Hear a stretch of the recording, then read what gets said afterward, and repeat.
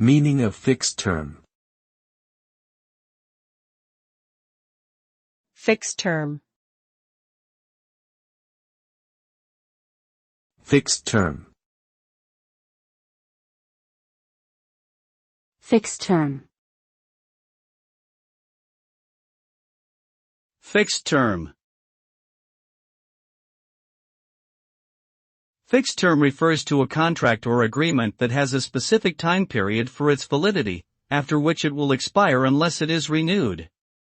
Such contracts are commonly used in employment agreements, lease agreements, and loan agreements. The term of the contract may vary depending on the type of agreement and the parties involved.